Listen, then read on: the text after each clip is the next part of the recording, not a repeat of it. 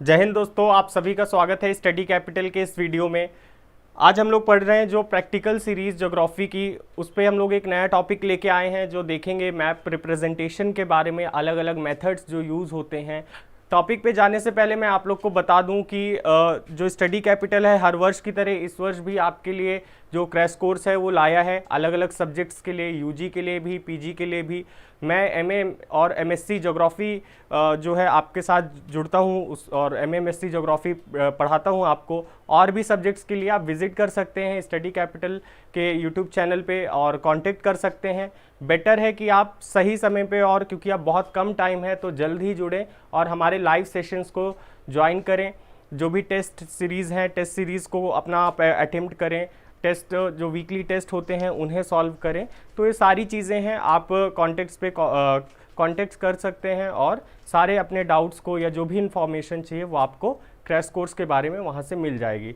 तो आज प्रैक्टिकल के इस सेशन में हम लोग बात करेंगे आपको methods and instruments for collection of weather data, जो मैंने आपको पढ़ाया है क्लास में।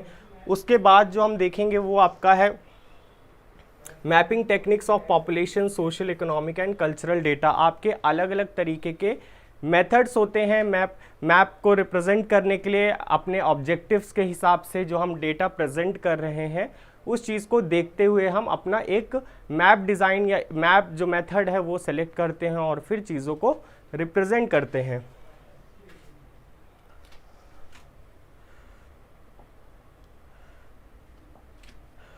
तो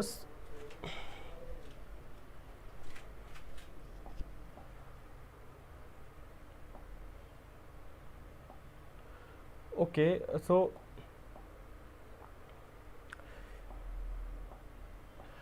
तो आपका सबसे पहले यहाँ पे दिया है जो है वो है हाइथरग्राफ। इससे पहले क्लाइमोग्राफ भी है जो इस पे मिस्ड है। ठीक है, क्लाइमोग्राफ जो अगर आप बात करें यहाँ पे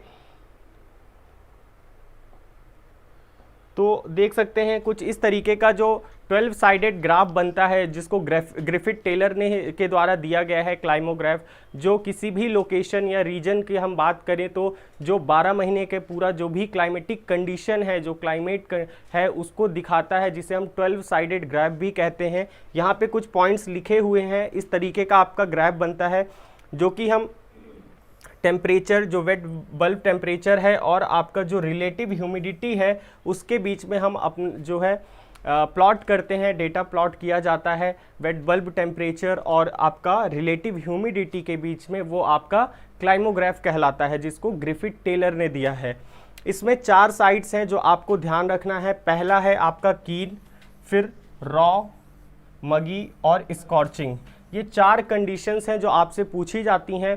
कीन क्या होता है, जैसे आप यहाँ पे देख सकते हैं, अगर बात करूं मैं तो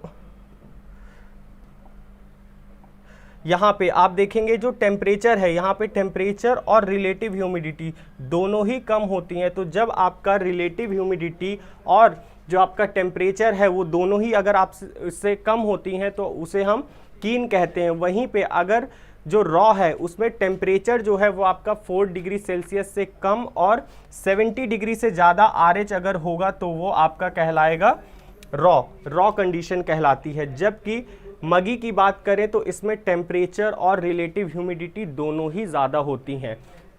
यहाँ पे आप देख सकते हैं टेम्परेचर और रिलेटिव ह्यूमिडिटी दोनों ही आपकी ज़्यादा है, वो आपकी मगी कंडीशन कहलाती है।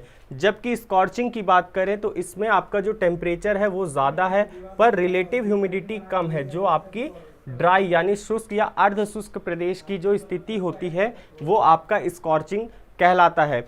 तो ये चीज़ें हैं, आप क्लास में जुड़ेंगे तो आपको बताऊंगा। इसमें 1-2 स्लाइड्स मिस है। ठीक, इसके बाद अगर बात करें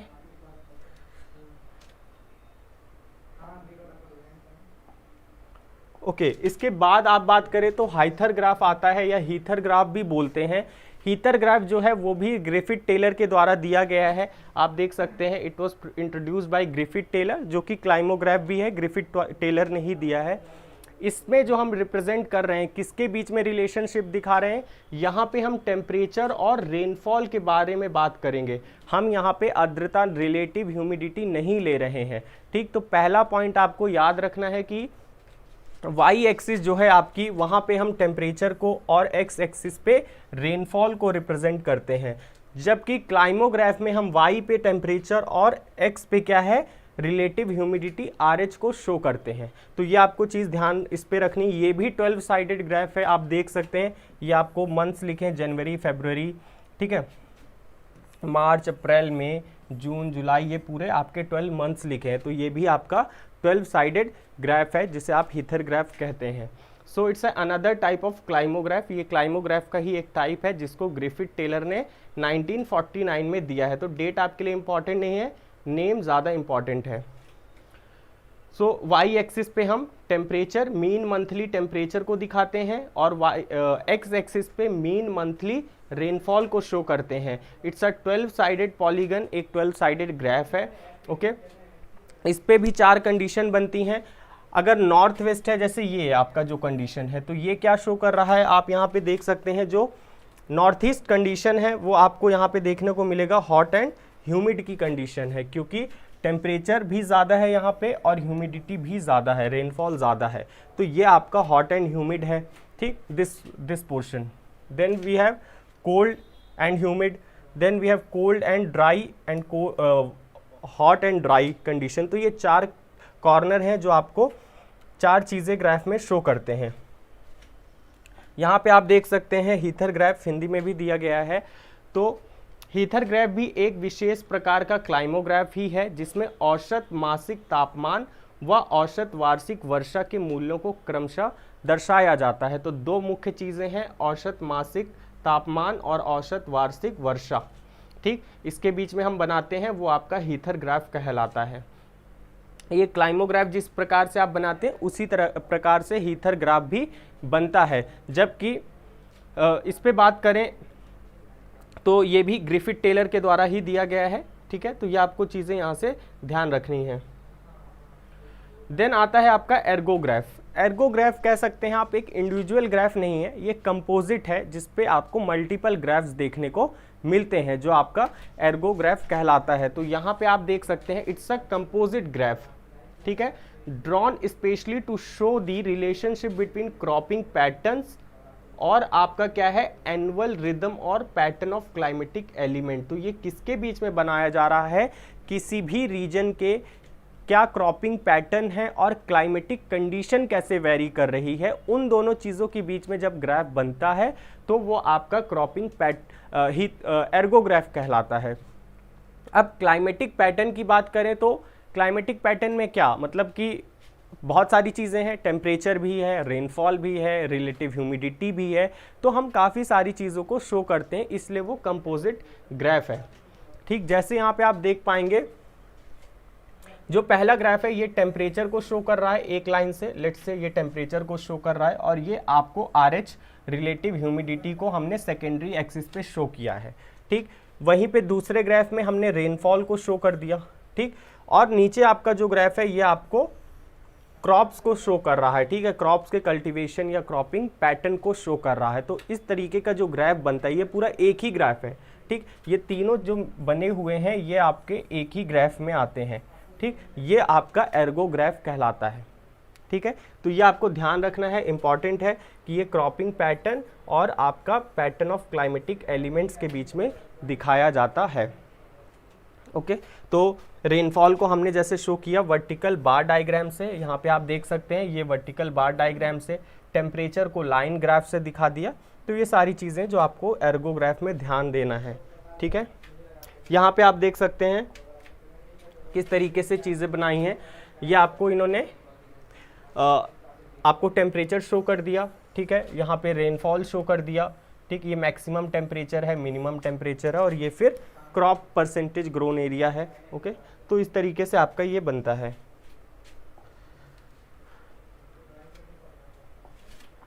नेक्स्ट बात करें मेथड्स ऑफ डिस्ट्रीब्यूशन की, जो आपके टॉपिक में दिया गया था कि हम जो पॉपुलेशन, इकोनॉमिक, सोशियो इकोनॉमिक चीज़ें उनको कैसे रिप्रेजेंट करेंगे। तो वी हैव डिफरेंट मेथड, ठीक है। एक आता है आपका कोरोक्रोमेटिक, जिसको कलर या टिंट मेथड कहते हैं। कोरो स्केमेटिक मेथड, जिसको सिंबल मेथड भी कहा जाता है, isopleth, choropleth, dot, diagrammatic method, ठीक है, जिसमें bar, diagram, line, sphere, circle, block, बहुत सारी चीज़ें हैं। ओके, तो ये आपको एक एक करके हम लोग समझेंगे। इट्स इम्पॉर्टेंट, आपको समझना है, कोशिश करिएगा। कोरोक्रोमैटिक, ओके, दो शब्द बने हैं, कोरो और क्रोमैटिक। जो क्रोमा शब्द है वो कलर के लिए यूज होता है, क्रोमा मतलब कलर, ठीक। तो इसीलिए इस मैप का जो इस आपका मैप कह लीजिए, जो प्रेजेंटेशन है कोरोक्रोमैटिक में मैप का है, इस पे क्या है, क्रोमा जो कलर है, इसीलिए इसका नाम टिंट या कलर मेथड भी होता है, ठीक। इस मैप में हम क्या करते हैं, इसमें हम जो भी चीज़ों को रिप्रेजेंट कर रहे हैं उसके लिए we will decide different colour, ठीक। अगर हमें वाटर बॉडी शो करनी है so we will use blue colour, कोई शेड ले लेंगे हम ब्लू का, ठीक है। हिली एरियाज है तो हम ले सकते हैं ब्राउन कलर, ठीक है। प्लेन एरिया है तो हम ग्रीन ले सकते हैं। तो इस तरीके से हम डिफरेंट कलर्स ले सकते हैं to show our physical features, ठीक है। तो different features of the earth like mountain, plateau, plain, water body, natural vegetation and so on, ठीक है। इनको शो करने के लिए we will use combination of various colors, हम लोग बहुत सारे कलर्स का कॉम्बिनेशन यूज कर सकते हैं या फिर एक ही कलर के डिफरेंट शेड्स यूज कर सकते हैं, ठीक है, जिसे हम लेयर टिंट्स कहते हैं। ओके, तो ये आपका यूज़ होता है। जैसे यहाँ आप ग्राफ मैप में देख पाएंगे, ये आपको एनसीईआरटी से सॉइल टाइप का मैप है। तो यहाँ पे क्या है, हमने अलग अलग कलर्स यूज़ किए हैं। जैसे कि जहाँ पे भी एरिड सॉइल है उसके लिए हमने क्या किया, येलोइश पैचेस दिखा दिए, ठीक है। फॉरेस्ट और माउंटेन के लिए हमने क्या किया, ग्रीन कलर दिखा दिया, ठीक है। इस तरीके की सॉइल के लिए तो we have selected different colour to show the soil distribution in India. India में सॉइल मृदा के वितरण को दर्शाने के लिए हमने अलग अलग रंगों का इस्तेमाल किया और अपना मानचित्र तैयार किया, ठीक है। ये इधर से पॉइंट आप हटा दीजिए, ठीक है। ओके, ये अभी नेक्स्ट में मिलेगा आपको। तो ये आपको जानना है क्या था कोरोक्रोमैटिक। नेक्स्ट क्या है, नेक्स्ट है आपका कोरो स्कीमेटिक। यहाँ पे शब्द जो है वो है स्कीमेटिक। स्कीमेटिक मतलब सिंबल, जहाँ पे आप कुछ चीज़ों को दिखाने के लिए कोई सिंबल का यूज़ कर रहे हैं। तो कोरो स्कीमेटिक मतलब यू आर यूजिंग सिंबल्स, हम सिंबल का यूज़ कर रहे हैं। जैसे कि आप इस ग्राफ में देख पाए, इस मैप में सॉरी देख पाएंगे, तो यहाँ पे क्या है, मिनरल मैप है, मेटेलिक मिनरल मैप है इंडिया का। तो हमने क्या किया, हमने कुछ सिंबल सेलेक्ट किया अपने हिसाब से और हम उसका डिस्ट्रीब्यूशन दिखा रहे हैं। जैसे हमने बॉक्साइट के लिए ट्राइंगल शो कर दिया, तो जहाँ जहाँ पे भी ट्राइंगल है वो बॉक्साइट को शो कर रहा है, ठीक है, कि यहाँ पे बॉक्साइट का और है, ठीक। तो ये चीज़ आपको यहाँ से जानना है, ठीक है। जैसे गोल्ड है तो ये आपको डॉट्स ले ली गई है ना, तो ये गोल्ड का डिस्ट्रीब्यूशन दिखा रहा है। So when you use different symbols, symbols कुछ भी हो सकते हैं, अल्फ़ाबेट भी हो सकते हैं, ठीक है। आपने गोल्ड के लिए जी लिख दिया, ठीक, आप जी लिख दे रहे हैं हर जगह, तो वो गोल्ड शो कर देगा। तो इस तरीके से जब सिंबल्स या अल्फ़ाबेट्स यूज़ करते हैं सो इट इज़ कॉल्ड कोरो स्कीमेटिक मेथड। तो the geographical phenomena like soil, land use, vegetation depicted by various cartographic symbol, dots हो सकते हैं, circle, triangle, initial letters of the element. तो ये सारी चीज़ों का जब इस्तेमाल होता है तो वो कोरो स्कीमेटिक मैप कहता है। इसमें एक चीज़ और ध्यान रखिएगा कि इन सिंबल के साइज या कलर से कोई लेना देना नहीं है। मतलब ऐसा नहीं है कि ये आपको बड़ा ट्राइंगल बना है, ठीक है, तो वो दिखाएगा कि इतना, कोई उसकी वैल्यू नहीं है, बस वो लोकेशन को दिखा रहा है, ठीक। जबकि मान लीजिए यहाँ पे मैं एक जैसे ये डॉट बना है, ठीक, तो ये सिर्फ दिखा रहा है कि यहाँ पे गोल्ड है और कुछ नहीं है, कितना गोल्ड है ये नहीं बता रहा है, ठीक। लेकिन जब आगे मैं बताऊंगा एक डॉट मेथड आता है तो वहाँ पे एक डॉट का फिक्स वैल्यू होता है, ठीक है, जो हम पॉपुलेशन डेंसिटी के लिए यूज़ करते हैं, है ना, डिस्ट्रीब्यूशन के लिए। तो यहाँ पे सिंबल्स का कोई फिक्स वैल्यू नहीं है, these are just a symbol to represent something, ठीक है। So this method mostly stresses on the location rather than the characteristics of the phenomena। तो सिर्फ ये लोकेशन को दर्शाते हैं, ना कि उनकी कैरेक्टरिस्टिक्स को, कितना अमाउंट है, इस सबसे कोई मतलब नहीं है। neither the shape nor the color of the symbol used to represent the dimension of the object। तो ना ही कलर और ना ही साइज कोई डायमेंशन को नहीं शो करता है, ठीक। तो ये है आपका इस मैप का एक प्लस पॉइंट, ये है कि हम एक साथ बहुत सारी चीज़ें रिप्रेजेंट कर सकते हैं। ठीक है, आपको ये नहीं कि बॉक्साइट के लिए अलग मैप बना रहे हैं, गोल्ड के लिए अलग बना रहे हैं, इसमें आप चाहें तो और सारी चीज़ें ला सकते हैं। ठीक है, तो बहुत सारी चीज़ें शो की जा सकती हैं एक ही मैप में, तो ये इसका एक प्लस पॉइंट है।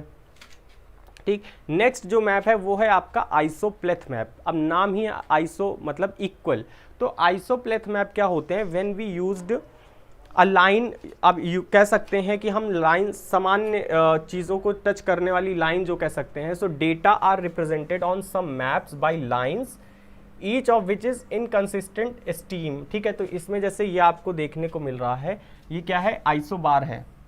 ठीक है, यहाँ पे हम क्या कर रहे हैं, हमने लाइन शो कर दी। ठीक, ये हम दिखा रहे हैं कि 1000 मिली बार का प्रेशर है, 990 का प्रेशर है, तो हम क्या है यहाँ पे हम लाइंस यूज़ कर रहे हैं। ठीक है, जिसमें जैसे आपके आइसो बार हो सकता है, isohyet, isotherm, isoneph. ठीक है, बहुत सारे चीज़ें हैं, तो जो इक्वल वैल्यूज़ को ऐड करती हैं, पॉइंट कनेक्ट करती हैं विद इक्वल डिस्ट्रीब्यूशन। ठीक है, इंटरवल इक्वल है, 10-10 या 1-1 का इंटरवल है ना, ये आप यहाँ से देख सकते हैं। ठीक है, तो some distribution is generally called as isopleth. तो जब हम ये आइसो लाइंस को रिप्रेजेंट करते हैं मैप में, तो वो आपका आइसोप्लेथ मैप कहलाता है। ओके, सो दस a line on a map joining points having the same amount of rainfall. तो जैसे सेम अमाउंट वाली रेनफॉल अगर लाइन है तो वो हम उसे कह देंगे आइसो हाइट, है ना। तो ये आपको यहाँ से जानना है। ठीक, सामान्य रेखा वाला सामान्य रेखा मानचित्र, तो वही लिखा है कि किस तरीके से चीज़ें हम दर्शाते हैं। नेक्स्ट है कोरोप्लेथ मेथड। कोरोप्लेथ मेथड में क्या है, इस पे हम लोग क्या कर रहे हैं, इसको हम शेडिंग मेथड भी कहते हैं। ठीक, यहाँ पे दो चीज़ें नोट करिएगा, एक तो आपको एडमिनिस्ट्रेटिव बाउंड्री शो की जा रही हैं। ठीक है, ये आपको एडमिनिस्ट्रेटिव बाउंड्री शो की गई है ना। तो पहले तो यहाँ पे एक एडमिनिस्ट्रेटिव बाउंड्री ऐड की जा रही है, फिर ये डेंसिटी या इंटेंसिटी कह सकते हैं, घनत्व को दर्शाने के लिए दिखाया गया है। तो यहाँ पे क्या है, it is employed to represent the variations in the distribution of average value per unit area. मतलब कि औसत जो घनत्व जो है उसको दर्शाने के लिए किया जा रहा है with in the administrative division, मतलब प्रशासकीय जो सीमाएं हैं उनको भी दर्शाया जा रहा है। ठीक है, तो यहाँ पे हमारा जो मेन टर्म है वो है एडमिनिस्ट्रेटिव डिवीज़न, उसको ध्यान रखते हुए ही आपको क्या है, मेथड क्या है, डेटा को अप्लाई किया जा रहा है। ठीक है, तो यहाँ पे सबसे मेन जो टर्म है वो है एडमिनिस्ट्रेटिव डिवीजन्स, और ये डेंसिटी को दिखाने के लिए यूज़ होता है। So it's a system of depicting the variations with in the assistance of various shades और आउटलाइंस विच डिमॉन्स्ट्रेट वेरी लो, लो, मीडियम, हाई, वेरी हाई। तो यहाँ पे जैसे आप देख सकते हैं, जहाँ पे लाइट कलर है वो लेस देन 1000 की डेंसिटी है। जो डार्क पैचेस है, जैसे यहाँ पे उत्तर प्रदेश, बिहार, वेस्ट बंगाल में देखेंगे, ये डार्क पैचेस है, यहाँ पे डेंसिटी मोर देन 1000। ठीक है, सॉरी, ये ग्रेटर देन 1000 यहाँ पे है, ये लेस देन 1000 है। ठीक, तो इस तरीके से हम शेड्स का यूज़ कर सकते हैं ना, अलग अलग शेड्स का यूज़ कर सकते हैं। और मेन पॉइंट है, it is use for density, और दूसरा एडमिनिस्ट्रेटिव बाउंड्रीज भी इंक्लूड होती हैं।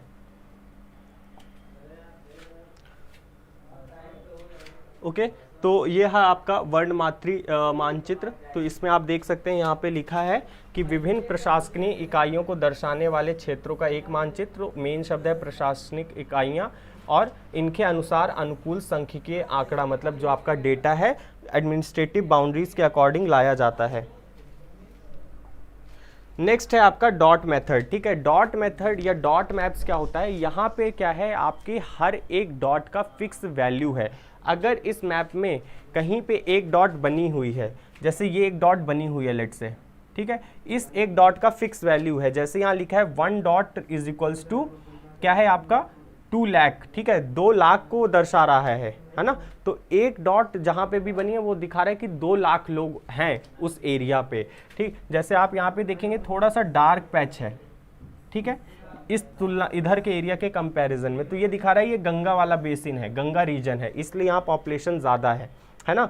जैसे यहाँ केरला में, साउथ केरला में पॉपुलेशन ज़्यादा है, जम्मू में बहुत कम डॉट्स हैं, मतलब बहुत कम पॉपुलेशन है। तो हम अपने डेटा को देखते हुए कितना ज़्यादा वेरिएशन है उसको ध्यान में रखते हुए एक डॉट्स का साइज़ फिक्स करते हैं, और उस साइज़ का एक फिक्स वैल्यू होता है। ठीक है, तो उसको हम दिखाते हैं, है ना।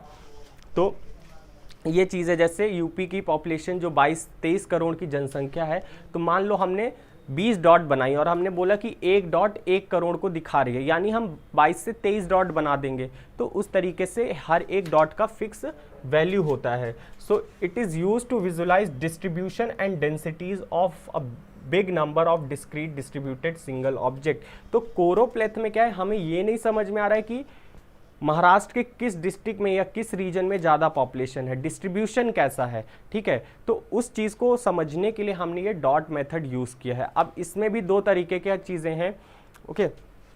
तो अगर मल्टीपल डॉट्स भी होता है, मल्टीपल डॉट मेथड्स आता है जब हम बहुत ज़्यादा वेरिएशन होता है ना, तो हम अलग अलग साइज़ के डॉट्स बनाते हैं और हर एक साइज़ की डॉट्स का वैल्यू अलग होता है। मान लीजिए मैं इसी मैप में कर दूं कि एक ये डॉट है, ठीक, एक ये है और एक ये डॉट है।